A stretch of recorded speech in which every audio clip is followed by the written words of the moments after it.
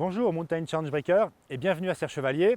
Et je vous invite à découvrir tout de suite notre turbine hydroélectrique, point phare de la production d'énergie renouvelable à Serre Chevalier.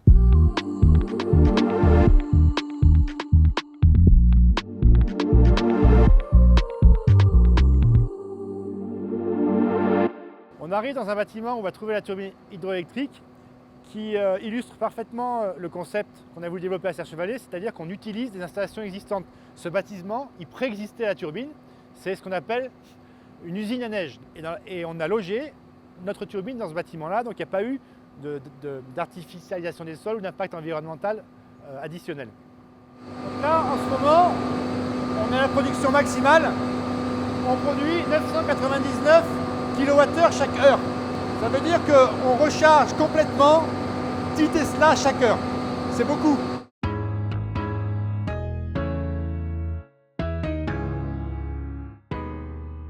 Il faut se souvenir qu'en 2015, la première loi climat qui avait fixé des objectifs de mix énergétique en France dans lesquels figurait la progression des énergies renouvelables au niveau national.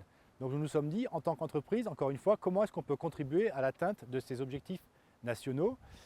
Et en réfléchissant un petit peu, on s'est dit, un domaine skiable, a priori, c'est un endroit qui est particulièrement adapté à la production des trois types d'énergie renouvelable, que sont l'hydraulique, l'éolien et le photovoltaïque, pour des raisons assez évidentes du climat qu'on peut rencontrer en montagne. Donc on a voulu délibérément mettre les trois et construire un vrai laboratoire qui pourrait servir d'exemple aux autres stations, en partageant après coup notre expérience de ce qui marchait bien, de ce qui marchait moins bien, de façon à ce que ça puisse être dupliqué. Aujourd'hui, en 2024, on est particulièrement fiers et satisfaits d'avoir atteint les objectifs, de les avoir même dépassés, puisque nous produisons plus de 30% de l'énergie que nous consommons chaque année, comme nous l'avions annoncé. Parce que l'hydraulique, comme prévu, fait la majeure partie de notre production, avec environ 85% de notre production annuelle, suivi par le photovoltaïque, qui fait un gros 10%, et le reste étant amené par l'éolien. Donc on voit que l'éolien, c'est un peu moins de 5% de ce qu'on produit. Donc voilà, l'hydraulique.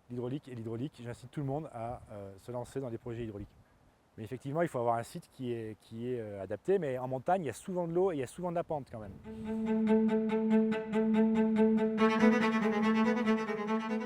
On a 100% de l'énergie qui est consommée à Serre Chevalier, soit elle est produite ici, soit c'est d'énergie renouvelable.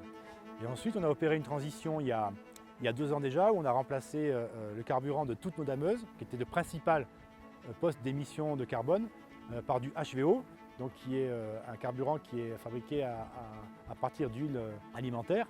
Et on aura à Serre Chevalier 2 dameuses électriques dès cet hiver, qui préfigurent aussi la suite.